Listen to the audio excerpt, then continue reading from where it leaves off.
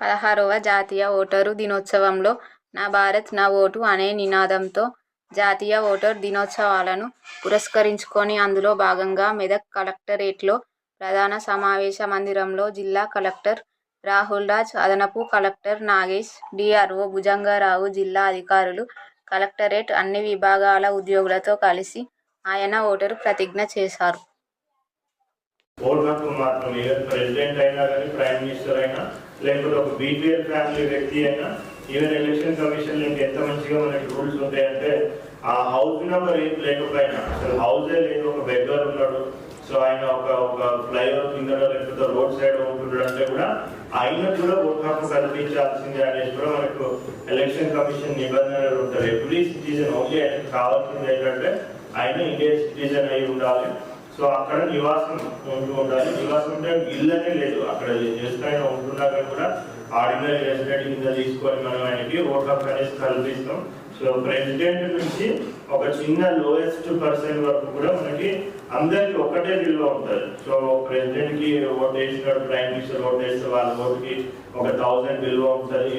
Normal person vote వేస్తే దానికి ఒకటే విలువ ఉంటుంది అని కూడా లేదు. మనం వరల్డ్ ఎకనామిక్ దీంట్లో ప్లాట్ఫామ్స్ లో చూసుకుంటే కూడా ఐఎంఎఫ్ అక్కడ ఇక్కడ ఎవరికైతే డబ్బులు ఎక్కువ ఉంటాయో కంట్రీస్ కి వాళ్ళకి నెంబర్ ఆఫ్ ఓట్స్ ఎక్కువ ఉంటాయి.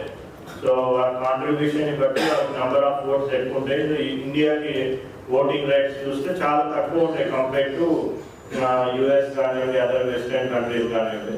సో బట్ ఇక్కడ మాత్రం అట్లా ఉంటుంది. సో మన దగ్గర అందరికి సమానమైన ఓటు ఉంటుంది. సో అటువంటి విలువ అంటే ఈవెన్ ఓటర్స్ డే రోజు so different types of programmes take up చేయడం, దానికన్నా ముందు ఆ మంత్ మొత్తం కూడా ప్రోగ్రామ్స్ టేకప్ చేసి సో చాలా మంది ఇక్కడ టీచర్స్ ఉన్న వాళ్ళందరూ కూడా తెలుసు.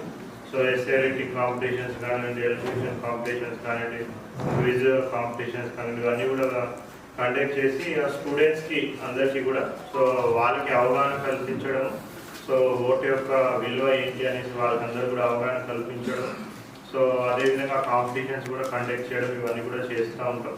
సో తర్వాత ఒక ప్లెడ్జ్ కూడా తీసుకుంటూ ఉంటాం. ఎవరైతే కొత్తగా చేరే ఓటర్స్ ఉంటారో సో వాళ్ళని కూడా మనము సన్మానిస్తూ ఉంటాం. ఎవరైతే ఓల్డ్ ఓటర్స్ ఉంటారో అంటే సో ఒక 90 years అబోవ్ ఉన్న వాళ్ళు, సో వాళ్ళని కూడా మనము సన్మానించుకుంటూ ఉంటాం. సో వాళ్ళు కూడా ఎన్నో ఎలక్షన్స్లో పార్టిసిపేట్ చేసిన వాళ్ళు, ఓటు వేసిన వాళ్ళు కూడా ఎంతోమంది ఇన్స్పిరేషన్గా మనకి ఉంటూ ఉంటారు.